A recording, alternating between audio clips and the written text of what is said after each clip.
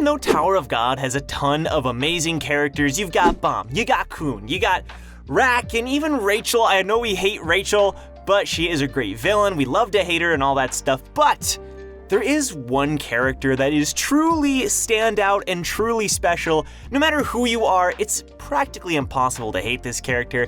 Of course, I'm talking about Wong Nan. My boy Wong Nan is the best, okay? You can't tell me otherwise. Yuri is awesome, okay? No one dislikes Yuri. She's badass, she's cool, she's beautiful. Her art style, I mean, like, even when you first meet her, she's great, but as the art improves and the art style gets better and better, she starts to look amazing, okay? And she's a lot of people's best girl. I can't blame them. She's definitely up there for me as well. So today, we're gonna be breaking down everything we know about Yuri Jahad, her backstory, background, her powers, sort of how she came to be, as much as we know, right? Because we don't know everything, but as far as we know, just some trivia about Yuri and just breaking her down overall. If you enjoy this kind of content, don't forget to leave a like on this video. That tells me you want more Tower of God lore, and subscribe because we're almost at 40,000 subscribers. It'd be amazing if we could hit that number.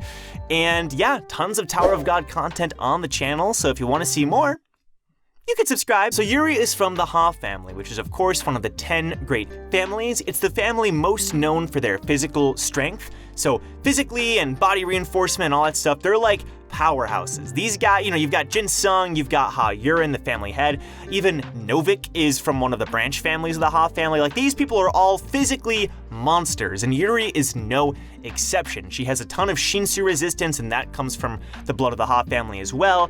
And she's a beast. It's said that she could like lift a mountain at one point, and she even threatens to like destroy the entirety of the stadium during the first season, during the last examination. Physically, Yuri's a beast, and that comes from her Ha family blood. She usually goes by Yuri Jahad, but her full name is Ha Yuri Jahad, and she is the great-granddaughter of Ha Yurin, who is the family head, one of the 10 great warriors who climbed the tower with Jahad.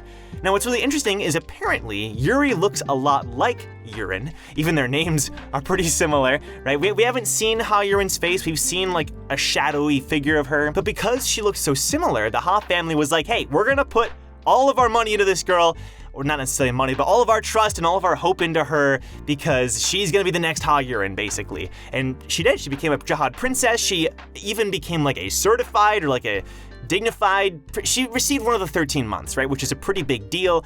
So she is a very famous princess in the tower because of that. But anyway, because of her similarity to Ha Yurin, they decided to give her the nickname Black Snakehead, which is extremely similar to her great-grandmother's nickname. Now, of course, the weapon that she was given was the Black March. However, she now has both the Black March and the Green Apple. Well, technically she doesn't have the Black March with her, but she is officially in possession of both weapons, which means she is the first princess since Garam to have 2 of the 13 months, which is a big deal, again, making her even more famous. Now, kind of going back to her regular days, she was actually a regular at the same time that she started out her tower climb with Lei Ro.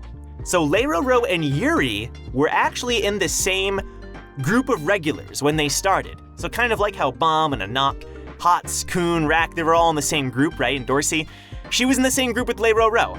And what's interesting is out of that entire group of regulars, they were the only 2 who ended up becoming rankers. The rest of them either gave up their climb or died or failed.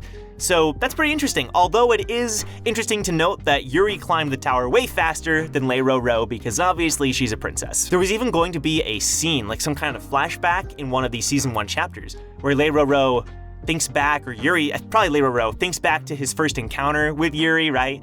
And because of that, there's a lot of fan art and ships of these two, which is interesting because we've actually never seen them converse in the story, but we do know that they know each other. Continuing with her relationships with other characters, she isn't a part of Wellhike Song, the group that Yurik is a part of, that they're trying to leave the tower, right? She isn't officially a part of that group.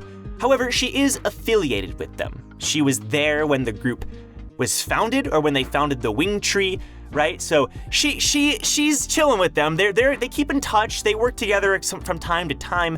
Of course, Kurdan and all those people, a lot of them came from Wellhike Song, so she is on friendly terms with the group. So because she is the great-granddaughter of Ha Yurin, Ha Jin Sung is her uncle. And now we don't know if they know each other. As far as I know, they've never communicated or spoken to each other in the story, but they are related. He is her uncle, so Uncle Jin-sung, there you go, and she had some kind of friendly rivalry, but more so on the rivalry side with Ha Chon-hee. When they were younger, they trained together, and Chon-hee is her cousin, but also her half-sister, according to the wiki. Now, I don't know if that's confirmed, but that's interesting. Obviously, there's shenanigans within the family. I'm not sure how that would exactly come to be, but there's gotta be a way. I don't want to think about it too much, but it's interesting to point out. Also, what's really interesting is that Ha Yurin actually had a relationship with Ari Han. Now, not Ari Han, but Ari Han, who is related to Ari Han. Alright, let me start that over. Ari Han, as I like to call him, is the leader of White's family. The white hair, the swordsman, that's Ari Han, right? The Ari family. Then you have the Ari family with Ari Han. And they are related and they do use some swords, but they're a much more peaceful and pacifist family. They're all pacifists, right? Or most of them are. It's the same family that Ari Bright Sharon is from.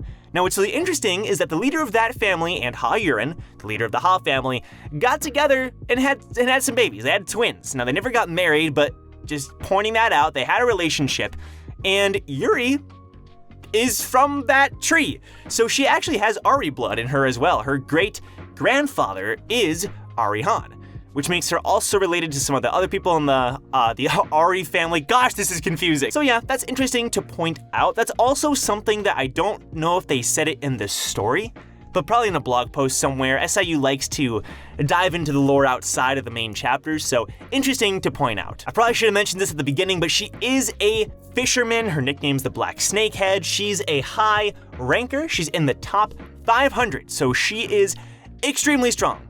Like, not only with just physical strength, also with Shinsu and a ton of other stuff. We'll get to that at the end. She has a good relationship with her guide, Evan, who is with her everywhere she goes. And what's interesting to point out is that Evan is one of the most high-ranked guides in the tower, if not the most high-ranked. As far as we know, he is. We don't know if he is the most high-ranked, but he is the highest-ranking guide that we've seen so far. And yeah, that says a lot. Her guide is always there for her. They have this kind of funny, well, not even kind of, it's a funny relationship where sometimes they're at each other's throats and Evan has to like take care of her all the time and he kind of talks behind her back, right? But ultimately they are there for each other 100%. Evan trusts her ultimately and she trusts Evan, and it's a great relationship. You know, they were there since the beginning, those two characters. And it's really interesting because at the current point in the story, they're separated. So I'm wondering if Evan is going to be, you know, working to rescue her, how that's gonna happen. Are they gonna work together again soon? It's really interesting, but ultimately they are the dream team. Yuri's acquainted with Yurik Mizuno through their relationships with Hayek Song and all that stuff. They work together sometimes and all that. But a very interesting relationship to point out is Yuri's relationship with Bam. So a lot of people, when they first read Tower of God, tend to think, oh, okay, she calls him cute, says he's good looking, but you know, she's like a big sister to Bam. You know, she doesn't actually have romantic feelings for him. Yuri's obsessed with Bam. She's never said that she's in love with him or whatever, but it's pretty clear that she is attracted to him in some way. She's never acted on those feelings like Dorsey has, more so I would say, but she got a nosebleed when thinking about him one time, comically at least, and she even blushed one. Like, there are clear signs that Yuri actually does have feelings for Bam. We don't know where it's gonna go. You know, maybe it's, who knows, right? Obviously, Dorsey's a little more vocal, I would say, about those feelings, but Yuri does seem to have them as well. As far as her relationships with other sisters go, she has a good relationship with Repalista. You know, she was comfortable just chilling with her and being like, hey, how's it going to her house. Obviously, she'd been there before. Castle, I said house, it's a castle, it's a floating castle, right? But she's comfortable being with Repalista. She has a good relationship with Alumik as well, her guide / butler. But she does not have a good relationship with Mashini. They kind of hate each other. It's pretty clear they've never gotten along and probably never will. So some of her sisters she can chill with and get along with, and others, at least Mashini, not so much. And now finally talking about some of her powers. So we know, like I said at the beginning, Yuri physically is crazy strong. She is an absolute monster. I mean, we saw her just completely, manhandle a ton of the Jahad guards at one point in Season 2 with just her body. She didn't have to use any Shinsu or anything. She manhandled Pedro as well without barely using any Shinsu, just body reinforcement and all that stuff. She loves punching. Her nuclear punch is one of her signature attacks, and her speed is so great and her punching is so strong that the Shinsu kind of gets vacuumed by it or sucked in by it. There's something going on there, I'm not exactly sure, but it's crazy. She's so much of a beast that the Shinsu just morphs around her punches. It's crazy. But that said, she does know how to use Shinsu very well. At one point, she used that Rose Shower attack, I believe it was called, against Karaka, and it took up the entire stadium times 100. This attack was massive, and that was a killing technique. So she uses these Rose Shinsu attacks, which is pretty interesting, and she also has this Velvet Sword Shinsu Blast attack, and she teaches that to Endorsi as well. I believe Endorsi calls it the Chiffon Sword. So she does know how to use Shinsu, and her Shinsu quality, as far as we've seen, is the Shinsu Bubble. Now, a lot of people never really realize that Yuri was the one using this, but whenever you see these green bubbles, that's Yuri. She's used it to save them before. During the Hell Train, she's put the group inside the big bubble. She also used it at the last station. I thought it was the Green April. A lot of people thought it was the Green April, but no, that is Yuri. And I like it, because you wouldn't really think someone like Yuri would use Shinsu bubbles, but it fits at the same time, and they are very useful. And then, of course, Yuri has a plethora of weapons. We haven't seen what every one of them can do, but her 3 main ones are, of course, Black March and Green April, which, if you want to see more detailed information on the 13 months, you can check that out by clicking the card. And then she has Kranos, which is an extremely powerful needle. Okay, this thing was once owned by Quadrado, a warrior who climbed the tower with Jahad and the other great warriors, and he ended up being defeated by Yurik, I believe, and somehow the weapon ended up in Yuri's hands. This thing is so strong, she can only use it once a day. Okay, so even though she has the 13 months, she also has other weapons that may even be stronger. As we've talked about in that video that I mentioned previously, the 13 months are not necessarily the strongest weapons in the tower. They're the rarest and most valuable.